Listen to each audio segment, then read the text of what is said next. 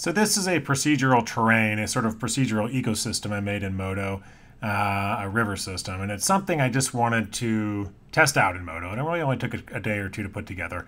I wanted to see what Modo could do in terms of its particle system and replicators and some of the procedural controls we have, as well as the deformers and fall-offs, and kind of get a feel for the strengths and weaknesses Modo has. Also for the user interface elements, actually, which I'll get to in a minute. And it's sort of a proof of concept to see what we could do and what could be expanded upon with scripting and assemblies and some of the more powerful features. This is really straightforward, but it'll give you an idea of what you can do in Modo. And then in a second video, I think I'll go back and sort of walk through the different sections so you can kind of see how it's put together. A lot of it's really straightforward, although some of it's a little confusing, and that's really Modo's fault in terms of how it deals with things like spline fall-offs and stuff like that. But enough with that. Let's take a look and see what we can do. So here's some controls initially for, we've got what are called channel handles in Modo 801. I'll get to those in a second. We also have our typical just sort of locator-based controls. And these are controlling a lattice, which is also on a fall-off. You can see we've got sort of a basic terrain we could move here. We also have individual controls if we want to work on those, move up certain sections if we want to. We can do, these also have fall-off controls. So some of this is just, let me move this down here. You can see how I can have this fall off as well. Some of Modo's controls operate better, as locators in the scene where you can do some stuff like this, where you can bring up move tools and channel halls, which is what this is, a channel hall, and kind of mess around with the terrain a little bit. Let me just, I'm going to move this guy up. Why not? And all of this is being controlled by a lattice, which I'll get to in a little bit, as well as some fall-off deformers. These are kind of cool. We can translate the terrain. If we see something we like, we want to move some features around. These are channel handles, which means this is this terrain scale. So I'm just dragging on these guys. And they're not linked channels. It's more like a tool. How when you're using a tool to move something, you're not linking the tool to the channels. The tool is just another way of changing the values of the channel. Similarly, you can type in values. Well, a channel handle is kind of the same thing. I'm just changing the values of the channel. The channel's not linked to anything. I'm just changing the values like I would with a tool. Okay, so that's that terrain. We can throw in, this is pretty cool. Now this is a river. I'm going to turn off the terrain controls, and we can take our river here. And let's see what should we do with the river. Let's get the river depth down a little bit, and let's do we've got our river banks here on either side, so I'm going to move one river bank this way, and I'm going to move the other river bank this way. The river banks have some height as well we can do. We've got a river bank A, river bank B. Can move the height up and down the riverbank. I also have some controls for the terrain on the riverbank. You can see I can just adjust the riverbank terrain like that, or the terrain scale on the riverbank, make it a little more bumpy. Same with this guy. And again, I'm sort of bouncing around between locator controls, channel handle controls, and channel hall controls, which I'm doing right here. Let me move the river up a little bit. So I could also do some cool stuff like this. I can grab my river master here, and I can move the river, and the banks wherever I want them. I could also move, it wouldn't be a river if we couldn't do this. All right. That's pretty cool. So actually I think I can just grab this guy. Maybe I grab all three. Sometimes you make things and you forget how you make them. So, we have a lot of control here with what we can do with our river. And I think we've got some river fall-off probably as well. River width fall-off, right? So we can manipulate the river width.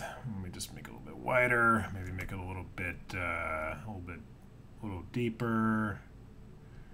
There we go. Okay, so we've got some river controls. We can also control the fall-off of these river banks. I might actually make the banks a little higher just so you can kind of see what I mean. Let me make the terrain even just a little bit less bumpy. terrain down a little bit. The banks are a little more noticeable. The river banks, you can see if I do this, you can see I'm changing the riverbank fall off along the length of the bank. And there's some interesting controls that didn't quite work well that would allow me to change the width and scale of the riverbank by using a scale tool on these handles here. But I just didn't think it was working quite well in Modo. I might have to bug that guy.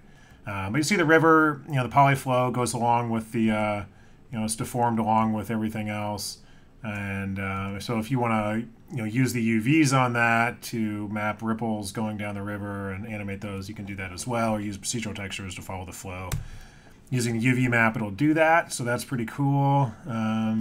We also can turn off the river controls. We have some hills, which are pretty cool, so I can grab one of my hills here and move this guy around. Let's move him over here, and this is hill A, so let's raise hill A up a little bit. We have a width control, right? We've got a plateau for sort of flattening out the top. Get a couple more hills going on here. Let's put a hill over here. That's hill B. So let's get hill B going up. Got a hill B there. We can also control the displacement, this texture on hill B. We can move this around. See that texture on hill B moving. Change the scale of hill B. We can get a little bit of a plateau on it if we want, and maybe bring the amplitude down a little bit so it's not so bumpy. Kind of a nice smooth hill. Looks a little better maybe. We got one more hill set up here. And these hills are just a combination of fall-offs and deformers and textures on fall-offs and things like that. So they're completely procedural. What's cool is, let me just bring up hill C. It's kind of a bumpy hill. That's kind of cool. Maybe a little bigger. And I can bring him right through the river here, like that, put him wherever I want. Let's put him over here. Maybe a little, no plateau. Maybe take the amplitude of the texture down just a little bit. There we go. Okay, so there's some hills, and turn those controls off. So again, I'm not sure what I think. Let's say I have all these controls on at once, right? I've got all these texture controls on, and all these channel handles, and it's a little unwieldy. And so I don't know what the best interface for this is. I don't know if it would be better to have a floating palette with all these controls on just one palette, or if it would be better to put everything as just on locators. This is kind of cool. You see the curve going above the hill there. We'll get back to that in a minute. It's kind of neat.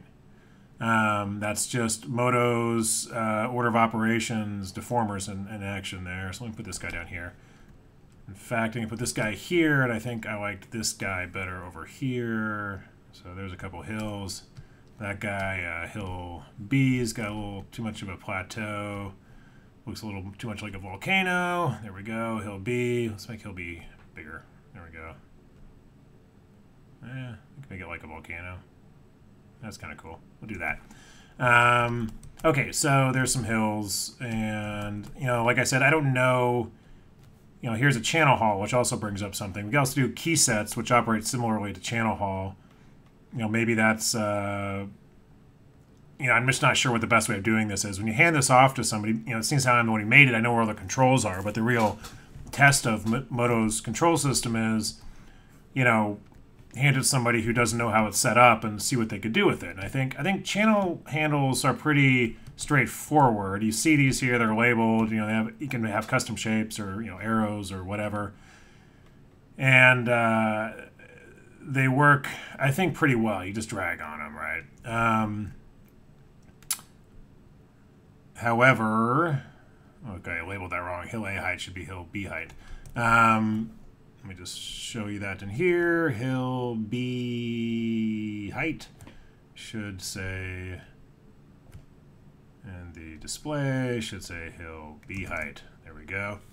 And you can change, like here I've got this arrow here. You can change, there's all kinds of shapes, right? There's a curved arrow and a triangle, and these are built-in ones. There's a spin.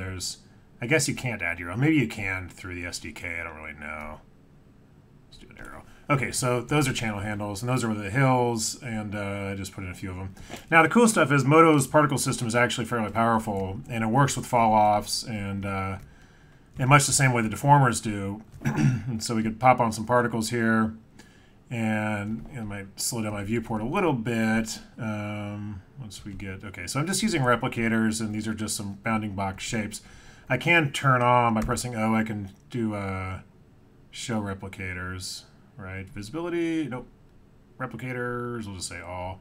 This will slow down the GL quite a bit, but it's just some basic trees, and I guess I didn't make those. I guess these orange pyramids are going to be scrub brush, but I didn't get into that. But we've got pine trees at higher elevations, and we've got sort of hardwood trees, and what else do I have? Oh, I have redwood trees set up. This is Northern California, so I have some giant redwoods in here. I'll sort of go through these individually and take a look at them. I'm actually going to change that little yellow guy right there. I don't like that scrub mesh. So here's where I like Modo's visibility options here. Make inactive invisible, and you can also hide locators. I actually think that inactive invisible should be on this Control 1 pie menu instead of texture locators, because texture locators are usually off. You don't usually toggle those, but you always want to toggle background invisible. Anyway, let me just change my action center to world and make this a little smaller and shorter, and we'll maybe add a little bush here on the top. Sorry, I should have done this before. I started doing this project. There we go. We'll just call it leaves. So we'll get a little, there we go. Actually, do that. Looks a little more like a scrub brush now, right? Okay, here, watch this. This is a fun one. Geometry, no. Edit, yes. Deform, jitter. It's kind of hidden in there. I used to, I don't know if anybody ever uses that anymore. Now it's kind of jittery. Okay, going back to animate, let's take a look at the particle system sort of one at a time. And I'm just going to keep it in. Turn off the replicators so it's a little bit faster. None. So you get the idea. The dark green are pine trees. The light green are sort of a deciduous hardwood tree. The red are redwoods, and then these little yellow guys are sort of scrub in between the forested areas. And so let me just take a look at the hardwood trees and the pine trees right now. So these are fall-offs, and one of the things with fall-offs you'll notice is when you're dealing with particle PMODs, particle modifiers, which I use for placing particles on this terrain, or dynamics, if you hide the fall-off, it'll turn its effect to off, and that's kind of a bug. It really should work like the deformers, where the fall-off can be enabled or disabled, but if you hide it, it shouldn't turn its effect off. If I only turn the hill group back on, you'll notice if I grab this hill here, my hill controller, and I start moving it around, you'll see that the trees are coming with it, particularly the pine trees.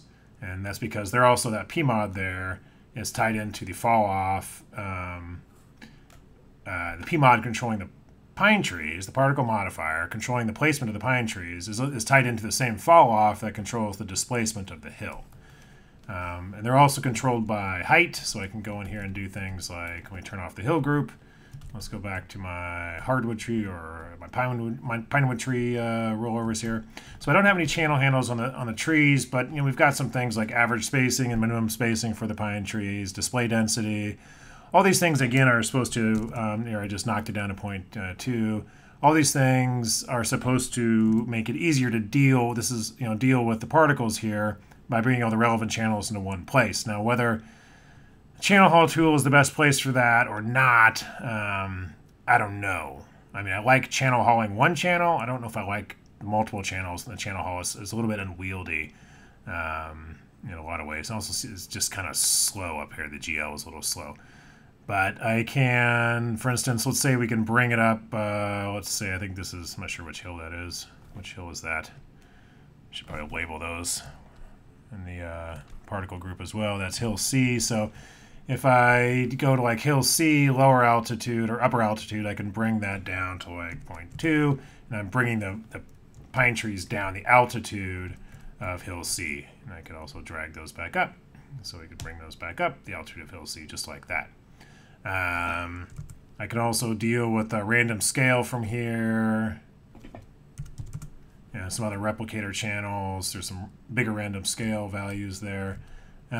Display density. Density is actually in the surface particle generator, which I used to place the particles on the plane. There's multiple surface particle generators in this scene, which I'll go over later. And, of course, the spacing, which I'll show in a different particle system. A little better idea there. So with the hardwood trees, the lighter ones, there's some interesting stuff going on here. So we've got our average spacing and our minimum spacing. So we could turn down our average spacing to say, like, make it more spaced out, 0.2. And you can see that there's going to be, I do 0.2, and minimum spacing we'll say 0.05. And so you can see that change. There's fewer trees. They're spaced out a little more. We can change this back. 0.1. I think I was 0.02 here. Not the fastest dealing with. I'll show you the node graph. It's not that complex, but I'd like to see faster interaction with this. I'd like to just be able to spin these really quickly to get different configurations on this. I can move, let's see, clumping translate. So I have a sort of a clumping effect here, right? So it's not just based on altitude. There is an altitude for these trees where I could bring, the lower altitude. Let's say we just bring it down to 0.01, and we'll get more trees at lower altitudes like that. Undo that guy. Oops. This is the part where I go to like the ZBrush videos. I just speed it up so it's all happening really fast, so you think it's really working that way. It's a very effective way of showcasing features. Maybe I should do that. Okay, so I've got some clumping here, and this is based on a fall off and a texture on the fall off, and there's some bias and some other channels in here to adjust sort of the density and the clumping of this of the fall off. Basically, you're adjusting forces of the fall off to place particles on the scene, and that doesn't make a lot of sense right now just talking about it, but once I dig in there, we look at it a little more, we'll see that how that works. So where my lower altitude is still too low, so let me bump that up a little bit, bring it out of the valleys there. Okay, so that is, let's see, can I get that a little higher? 0.25, not 0.025. There we go, or maybe not that much. 0.1. 0.15, 0.12, how about? So there's those trees. So there's a couple of, there's controls. I think this bias control will control some of the, we're taking it completely off. Again, I'd like to see snappier interaction with here. We're getting more clumps, and we're getting a little more density around our clumps with this bias control. Okay, so those are our, if I like something like that, that looks kind of good. Okay, there's some density, open space area density, so we can do some work with that as well. These are, again, just piping values into a texture that's being used to drive a fall off. So the clump area density I just lowered. I can, bump that back up, let's say the maximum amount to have really dense clumps of stuff. Okay, so those are those two guys. If I turn on my other guys, you'll see that I've got a lot of scrubby stuff, this yellow stuff in the open areas where there's not so much other, there's not a lot of other particles being placed, not a lot of other vegetation in those areas. And some of them there's some overlap as well, but we can adjust that as well. And one of the limitations in Modo that I ran into, and I'll show a little bit later, is the ability to manage fall-off effects and overlapping fall-offs a little bit better to place particles where you want them. So I've got a lot of fall-offs in this scene. What I'd like to do really later, hopefully the later version of Modo, is to sort of use math nodes to adjust the interaction of the different fall-offs. So here what I'd really want to do is take all the fall-offs used for these green trees, these hardwood trees, and find the zero fall-off values and drive the scrub values with that. Let me turn off those two trees. With the redwood trees along this path, I just wanted to show you how you can do some interesting things along paths. So I can grab all my paths here. I can grab the entire path here and move it around, you'll see it's going up over the mountain, under the river, on the other side of the river, and that's pretty cool, right? And even though the path is under the river, there's no trees at the bottom of the river. They're cut off underneath the river, so I can move the path kind of wherever I want. I can grab these individually and move my path around. You'll see these clumpy guys, the scrub values disappearing where the redwood trees are, which is pretty neat. As again using fall-offs to drive that. Whoops. The reason I'm not grabbing these guys is because they're constrained. I'm using raycasting to constrain these guys in the curve to the terrain. So I can move, for instance, these redwood trees right up the top of a mountain if I want to, just like that. And I can, have further control over these if I want with the redwood tree controls here. Let's say I like them going up the mountain, but I don't like them on top of the mountain. So I've got some upper altitude values here. I can knock those down. Let's say 0.5. So now they're off the top of the mountain. I can put them back up there if I want, or crawl them up the slope a little bit if I want to.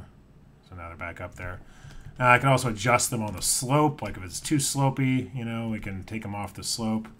These are using particle sieves or sieves. I call them sieves, although maybe that's a Midwestern pronunciation. Axle fall off is interesting. Again, it's something, if I start doing this, watch the red bounding boxes. I could adjust the fall off of the, let's see, actually, let me turn this back to 0. I'm gonna do range from path. I can widen it out and get more trees around my path there. Or I can narrow that down and get fewer trees, like a narrow path of trees. So sort of a narrower strip of trees, just like that. If Modo had some other procedural modeling tools, I could, extrude a road along the same curve and keep the trees on the outside of the curve using some of the fall-off values. These are some of the tools Modo doesn't quite have yet, but I'd like to see in the future. Procedural modeling tools would really work nicely with the procedural deformation tools and the procedural particle tools for ecosystems and terrains like this. Axle fall off. Can I get this to work? Let me see. Let me just type in 1. And a little hard to see. These, let me see if I can grab these lines. See these, it might be hard to see in the viewport. You see these yellow circles here around the path. And what those are, it's sort of the range around the path that the particles are placed in these redwood trees, these little guys right here. Turn on particle replicators here. All these redwood trees are based on the range from the path. So again, there is another option to use in a spline fall off, the actual scale size of these knots to drive these circles to have really a really custom fall off along the length of the path. But that's not working so well. So really we're just left with this axle fall-off value, which isn't really giving. See how see the trees are disappearing along the path. So I can, and you can see these circles getting bigger. So if I go back the other way, you'll see the trees reappearing along the path. So this is here they come across the hill, like across the mountain like that. So that is some control we have over it, although I'd much rather have individual control over each knot on the path to decide how big that circle I want it to be. These circles here, I want to decide how big they are at each knot, so I can have some trees here, the next one no trees, and then a whole lot of, a range of a lot of trees around this one, around the side of the river there. But you can see how it works. Like I could put a path of these, like say reeds or some sort of water-loving tree along the side of the river and constrain it to the river tool. So when the river's, going, I can move the river around and all the trees will come with it. I can move the river around like this. You'll see everything's sort of in sync. The path that the trees are on moves with the river and the river banks. I think I can also even rotate the river like this. So everything even falls in place, right? I can even go right through a mountain if I want to. But that's not working so well. But yeah, you get the idea, right? So there's lots of different controls you can use. We bring the terrain back on. If I start showing some of this stuff, let's take a look at the lattice over the terrain here. This is the lattice. You can see the lattice, this grid over the terrain where I can grab pieces of the grid like this. And I can also, let me just move it up a little bit, then I can also do adjust fall off value there, which is driven by a cylindrical fall off on that. So, and I'll get, like, I think I'll just do another video where I kind of go through each of these deformers, like the hills, the river, and the banks, the terrain, how this stuff actually works in the particles. Probably better than trying to do it all in one video, and then people can kind of mess around with that if they want to. But this is the type of thing where, you know, I think a lot of people maybe don't think this is the type of thing that's possible in Modo, and you know, it very much is. Let me move my river back over. River controls. Let's turn all the controls on at once. See what it looks like. Well, a little crazy. Also considering, so that's a little crazy. When I see this, it makes me think like maybe some sort of control panel based approach would be better than all these on-screen controls. I'm just going to move the entire river over there. Or back to 0, actually. Just move the river back to 0. Back where I like it. Okay. So, but it's fairly interactive, even with all these replicators on. There's thousands and thousands of particles, you know, placed along this plane, and they're sort of being made visible with various fall-offs and particle sieves based on altitude and slope and things like that, and fall-off strength. So, pretty cool. River ecosystem, procedural river ecosystem in Modo. Yeah, that's it for the show and tell, I think. One thing I would say is you could go. So let me get my river controls back. I get some water going through there, so I can always turn my water down. There we go. See, that's why I made that control. What was I going to say? Oh yeah, so you can add all kinds of additional controls on top of this. Now that we have node-based shading in Modo, we can have all kinds of displacement textures on the terrain and control those with controls as well. So you maybe wouldn't see, you know, the final effect in the viewport, but if I were to bring up a preview, then you'd be able to, you know, get in there and see the actual polygon displacement and not just deformed points on a subdiv surface there. Really, the Pixar's new subdiv services actually would, you know, multi-level subdiv services would be interesting to see with the terrain. So similar to the sculpting tools where you could just sort of res up to a higher subdiv level and see additional details in there. That'd be something I'd like to see in a sort of terrain tool as well, and see how much actual geometric detail we could get on screen without having to resort to a displacement map, or well, resort to a render. Actually, I'd like to see the results of the displacement map in the actual screen here, but that's just another whole other thing. Let me turn my river bank height a little too much. Where's my river bank height? These guys. That's the terrain. Oh, up here, river bank height. Move it down just a little bit. Move river bank height, so you can see it moving on the screen there. You'll see it moving down here. Anyway, that's kind of it. You know, next videos I'll show how I did this stuff. Yippee!